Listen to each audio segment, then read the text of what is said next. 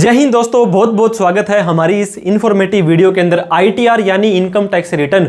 जैसे आपका साल खत्म होता है, सरकार को चल करके आप बताते हो कि मेरी इतनी इनकम है और मेरा इतना टैक्स बनता है, लेकिन आपने कभी सोचा है पूरा होमवर्क, पूरी तैयारी करके आपको बैठना पड़ता है। जब भी दोस्तों आप आईटीआर भरने जाएंगे, उससे पहले आपको document required for filing ITR. ITR यानी इनकम टैक्स रिटर्न भरने के लिए आपको क्या क्या डॉक्यूमेंट्स की जरूरत होती है, उसके बारे में आज इस वीडियो में हम डिस्कस करेंगे। उससे पहले दोस्तों मैं आपको बता दूं, एक व्यक्ति 5 तरह की हेड्स ऑफ इनकम कमा सकता है। इस 5 हेड के अलावा उस व्यक्ति की कोई भी इनकम नहीं हो सकती है। सैलरी की इनकम या पेंशन की इनकम, ये एक हेड के अंदर आ जाती है। अब इसके बाद में हाउस प्रॉपर्टी, दोस्तों कोई भी मकान, दुकान, फ्लैट का किराया आता है, इधर आ जाएगा। पीजीबीपी आप सेल करते हो, सर्विस करते हो, इंट्राडे एफ&ओ करते हो, यहां पे आ जाएगी। और दोस्तों कैपिटल गेन के अंदर आपने म्यूचुअल फंड में, शेयर्स में, प्रॉपर्टी में कोई कमाई करी, यहां आ जाएगी। इन चारों के अंदर जो नहीं आती है वो इनकम फ्रॉम अदर सोर्स के अंदर आ जाएगी, जैसे कि एफडी का ब्याज, सेविंग का ब्याज, कोई भी पार्ट टाइम इनकम वगैरह यहां पर आ जाती है। तो आप 5 तरह से ही इनकम कमा सकते हैं। किस व्यक्ति को आईटीआर भरनी जरूरी है? आईटीआर भरने से पहले आपको ये डिसाइड करना पड़ता है दोस्तों, 2 तरह की टैक्स रेजिम होती है, एक ओल्ड होती है और एक न्यू होती है। आप लोगों को पता होगा, ओल्ड के अंदर उम्र के आधार पर आप लोगों को बांटा हुआ है। ऐसा कोई भी व्यक्ति जो 60 साल से कम है, यानी कि 59, 60, 59 ईयर्स तक का कोई भी व्यक्ति है, उसकी इनकम 2.5 लाख से ज्यादा चली जाती है और वो ओल्ड रेजिम में जाता है, तो उसे आईटीआर भरनी जरूरी है। और वहीं पर 60 साल से लेकर के 79 जो सीनियर सिटीजन होते हैं, उनके लिए लिमिट 3 लाख रुपए है। और वहीं पर 80 साल या उससे ज्यादा वाला जो व्यक्ति सुपर सीनियर सिटीजन कहलाता है, 5 लाख रुपए तक इनकम भी हो जाती है,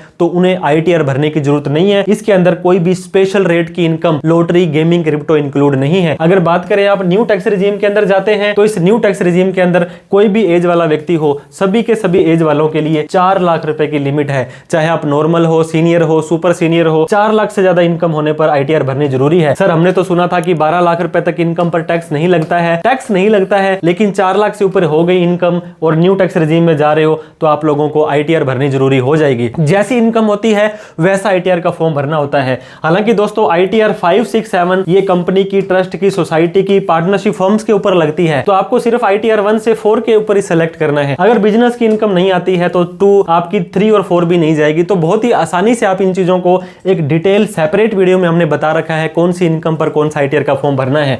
दोस्तों आपने अपना पैन कार्ड तो बना लिया। पैन कार्ड तो आपको पता होगा कि 78 करोड़ लोगों के पैन कार्ड बने हुए हैं, लेकिन इसके अंदर से सिर्फ 13 करोड़ लोगों के ही पैन कार्ड इनकम टैक्स के पोर्टल पे रजिस्टर है। तो अगर अभी तक आपका पैन कार्ड रजिस्टर नहीं है, तो उसको पहले रजिस्टर कर लें। इसके ऊपर हमने डिटेल में वीडियो बनाई है कि आप अपने पैन कार्ड को इनकम टैक्स के पोर्टल पे कैसे रजिस्टर कर सकते हैं। अगर रजिस्टर कर चुके हैं, फिर दोस्तों आपको लॉगिन करने के लिए क्या चाहिए होगा? यूजर आईडी चाहिए होगी और उसका पासवर्ड चाहिए होगा। दोस्तों incometax.gov.in 2 वेबसाइट है इनकम टैक्स की। एक incometaxindia.gov.in जहां पे रूल्स, इनकम टैक्स के एक्ट्स वगैरह होते हैं, और एक incometax.gov.in। यूजर आईडी दोस्तों आप अपना पैन नंबर भी यूज कर सकते हैं, पैन आधार से लिंक है तो आधार भी यूज कर सकते हैं, और इसके बाद में आपको अपना पासवर्ड चाहिए होगा। पासवर्ड आपको नहीं पता है तो आधार ओटीपी की सहायता से, पहले कोई mobile number, mail ID registration के टाइम दिया था उस पर ओटीपी आ जाएगा, नहीं तो डिजिटल सिग्नेचर से कर सकते हैं। दोस्तों अगर आपकी आईटीआर कोई टैक्स प्रोफेशनल, कोई सीए वगैरह भरते हैं, तो उनके पास में आपका पासवर्ड होता है, आप उनसे मांग भी सकते हैं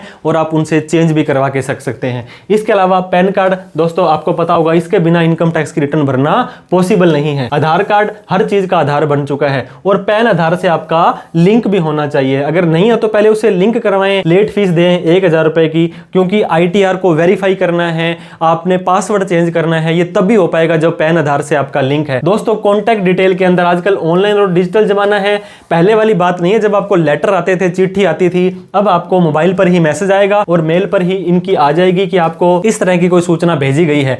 तो 2 मोबाइल नंबर और 2 ईमेल आईडी आप ऐड कर सकते हो। आप अपना प्रॉपर एड्रेस ऐड करके अपडेट रखें, ताकि इन फ्यूचर में आपको कोई भी कम्युनिकेशन है वो आपसे मिस ना हो। आपको सैलरी की इनकम आ रही है या आपको पेंशन की इनकम आती है, तो पहले आपको 16 नंबर फॉर्म मिला करता था, फॉर्म 16। अब दोस्तों ये फॉर्म नंबर 130 हो गया है। तो अगर आप सैलरीड पर्सन हो, तो आपके इंप्लॉयर आपको जैसे ही साल खत्म हो जाएगा जाएगा 31 मार्च। उसके बाद में अप्रैल महीने तक वो अपना टीडीएस जमा करवाएंगे और मई महीने तक रिटर्न भर सकते हैं। तो 15 जून तक आपको ये मिलने के चांसेस होते हैं, जिसके अंदर आपकी दोस्तों कितनी सैलरी, कितनी डिडक्शंस, ये सारी की सारी चीजें आपको मिलेंगी। अगर आपको फॉर्म 16 नहीं मिलता तो सैलरी स्लिप से जोड़ लें। सैलरी स्लिप भी नहीं है तो बैंक में जो सैलरी आ रही है कैश में आ रही है तो कैश में जोड़ लें। कहने का मतलब आपको कितनी सैलरी पूरे साल में मिली ये आपको चेक करना है। अब दोस्तों 16A फॉर्म होता है, सैलरी के अलावा किसी ने आपका टीडीएस काटा, नया फॉर्म 131 हो जाने वाला है। यहां पर टीडीएस डिडक्ट हुआ अदर देन सैलरी का। दोस्तों आपको एफडी का ब्याज मिला, अगर आपको एलआईसी का कोई कमीशन वगैरह मिला, कोई रेंट मिला, डिविडेंड मिला, कोई भी ऐसी इनकम मिली, वो फॉर्म 16A यानी कि नया फॉर्म 131 है उसके अंदर आ जाएगी। अगर आपको रेंटल इनकम आती है, दोस्तों मैंने आपको बताया था ना इनकम फ्रॉम हाउस प्रॉपर्टी, मकान दुकान में, तो आप कोशिश करें रेंट एग्रीमेंट बनवा करके रखें, रेंट की रिसीट लें, हर महीने मेरे को इतना रुपया रेंट प्राप्त हो चुका है। इसके अलावा दोस्तों रेंट क्रेडिट हो रहा है जिस खाते में, उसका टोटल लगा लें। आपको यह भी ध्यान रखना है जितना भी रेंट आएगा उसमें 30% की आपको फ्लैट यहाँ पे डिडक्शन मिल जाएगी। 1 लाख रुपए का किराया आया तो आपके इनकम में 70,000 रुपए ही जुड़ने वाला है। दोस्तों annual information statement, tax payer information summary, बहुत ही खतरनाक और ड्रास्टिकली फॉर्म है, जहां पर भी आपने अपना पैन कार्ड दे दिया किसी भी फाइनेंशियल ट्रांजैक्शंस को करने के लिए, चाहे सेविंग का अकाउंट हो, चाहे शेयर मार्केट हो, चाहे क्रेडिट कार्ड हो, चाहे कैश डिपॉजिट हो, सारी की सारी चीजें दोस्तों आपके ASTS में 50 से ज्यादा तरह की ट्रांजैक्शंस होती हैं। गेमिंग की, क्रिप्टो की, GST की, न जाने कौन कौन सी ट्रांजैक्शंस आती हैं, ये सारी की सारी आपके यहाँ पे आ जाएंगी। मैंने आपको बताया शेयर मार्केट है, सेविंग का ब्याज है, ये सारी चीजों को भी आपको अपनी ITR भरने से पहले चेक कर लेना है। फॉर्म नंबर 26AS जो दोस्तों फॉर्म नंबर 168 हो जाएगा। यहाँ पर जितने भी आपके फॉर्म नंबर 16 जारी हुए थे यानी कि 130, फॉर्म नंबर 16A यानी कि 131, इनका टोटल आ जाएगा।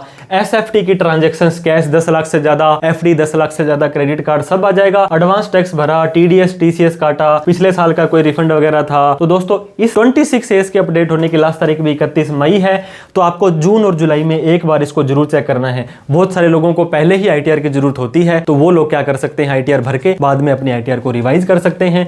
1 अप्रैल 2025 से लेकर के 31/3/2026 इस साल की तो आप ITR भर रहे हैं। फाइनेंशियल ईयर 25-26, असेसमेंट ईयर 26-27 कहलाएगा। तो दोस्तों जितने भी सेविंग बैंक अकाउंट है आप नहीं बताएंगे तो आपका AIS TIS बता देगा कि आपके 5 अकाउंट हैं, 10 अकाउंट है, इन सभी का ब्याज भी वहां पे शो होता है। करंट अकाउंट का ब्याज हालांकि नहीं आता है। होम लोन, CC, KCC, आपके जितने भी खाते हैं पोस्ट ऑफिस के अंदर, पेमेंट्स बैंक में जैसे कि एयरटेल पेमेंट बैंक, सभी के अंदर आपका पैन कार्ड जुड़ा हुआ है। तो ये मत समझे कि आप एक अकाउंट दिखा देंगे, एक छुपा देंगे। सेविंग का ब्याज आता है। कोई भी आपके अकाउंट में दोस्तों एंट्री आ गई, मान लीजिए किसी से लोन लिया, किसी से आपने गिफ्ट लिया, आपने कोई माल बेचा, आपने कोई सर्विस दी, आप किसी भी तरह का कोई काम करते हैं, तो सभी अकाउंट्स के नंबर और IFSC कोड ध्यान में दें, जिनको आप अपनी ITR में जरूर अपडेट करें ताकि इन फ्यूचर में आपको कोई भी प्रॉब्लम ना आए। दोस्तों ब्याज आपके, वैसे तो मैंने आपको बता दिया, अगर आपको FD वगैरह पर ब्याज आया है तो TDS भी कटेगा और आपके AIS TIS में भी शो होगा। लेकिन ऐसा नहीं है कि ये ASTS हमेशा ही लोहे पे लकीर होता है, यहाँ पर भी डेटा चेंज हो सकता है। तो इंटरेस्ट सर्टिफिकेट बैंक से ले लें, FD का, होम लोन का ले लें, कोई भी और इन्वेस्टमेंट थी, PPF, सुकन्या समृद्धि योजना, कहीं पर बॉन्ड्स के अंदर पैसा लगा रखा था, उन सभी का इंटरेस्ट सर्टिफिकेट भी आप ले लें।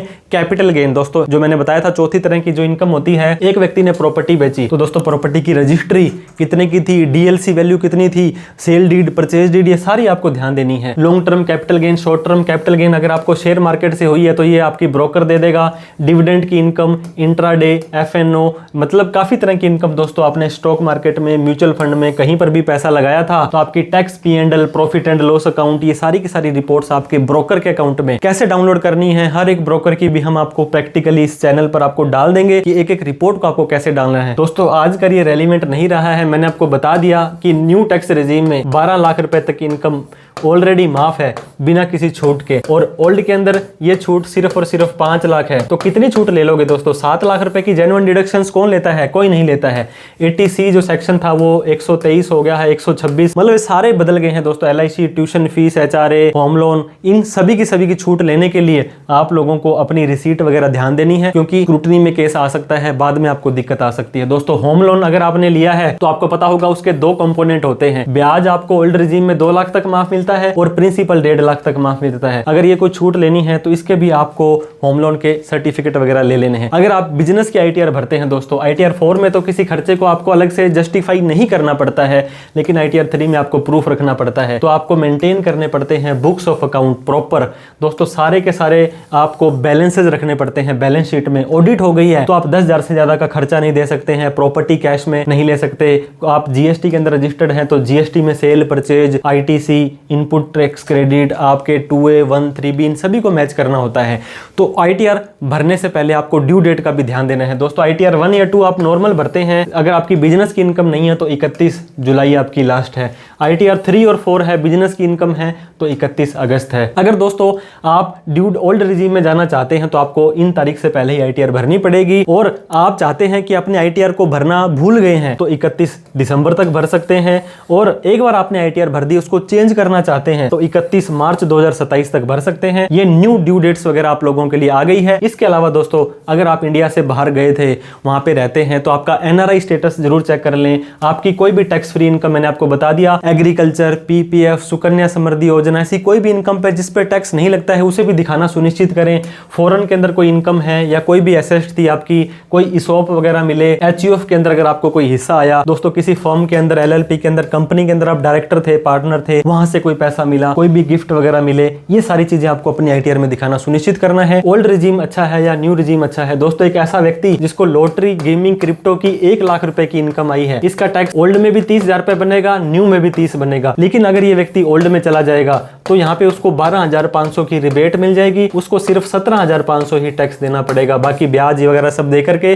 तो ये भी आपको चूज करना है, ओल्ड में जाना है, न्यू में जाना है। पिछले साल में आपको कोई लॉस हुआ था तो आगे लेकर के जाना है। टैक्स ऑडिट हुई है तो पहले CA से कॉन्टेक्ट करना है। क्लबिंग ऑफ इनकम, माइनर, आपके 18 साल से कम के बच्चे या वाइफ के नाम कोई इन्वेस्टमेंट करी थी तो वो आपकी इनकम में जुड़ेगी। ITR को वेरीफाई करना है, बैंक अकाउंट को वैलिडेट करना है ताकि आपका रिफंड टाइमली आपके बैंक अकाउंट में आ जाए। Last but not the list, आपको एक चार्टर्ड अकाउंटेंट, एक टैक्स प्रोफेशनल की हेल्प लेनी है जिसके पास डिग्री हो। आपने सुना होगा दोस्तों, दवाई लेते हो आप, मेडिकल से भी ले सकते हो, MBBS डॉक्टर से भी ले सकते हो, तो उनके पास प्रॉपर नॉलेज होती है, उनके पास ऐसे ऐसे केस आए होते हैं तो वो आप देख सकते हैं। प्रोफेशनल नॉलेज होगी, डिग्री होगी दोस्तों। आपके भी कोई पर्सनल CA जरूर होने चाहिए। ऐसा कोई केस नहीं है तो आप हमें कभी भी कॉल, मैसेज, व्हाट्सएप करके हमारी प्रोफेशनल सर्विसेज ले सकते हैं जो कि बहुत ही रीजनेबल दाम पर होती है। इसके अलावा दोस्तों HUF से टैक्स कैसे बचाना है, CSC जो कि बहुत बड़े बड़े लेन देन करते हैं, बिल भरते हैं, मनी ट्रांसफर करते हैं उनके लिए, और इनकम टैक्स को A से लेकर के Z तक इनकम टैक्स एक्ट 2025 कैसे समझना है, इनके ऊपर हमारा दोस्तों डिटेल के अंदर हमारा कोर्स आ चुका है जो कि CA Sumit Sharma play store से ऐप डाउनलोड कर सकते हैं, CASumitSharma.com पर भी जा सकते हैं, और डिस्क्रिप्शन में हमने आपको लिंक दे दिया है। वीडियो अच्छी लगी हो तो लाइक करके, अभी तक हमें सब्सक्राइब नहीं किया है तो सब्सक्राइब करके इस वीडियो को उन सभी लोगों में शेयर जरूर कर दें जो ITR भरने के लिए तो तैयार हैं लेकिन इतने सारे डॉक्यूमेंट उन लोगों ने अभी तक अपने प्रिपेयर नहीं किए थे। Thank you so much for watching this video. जय हिंद, जय भारत।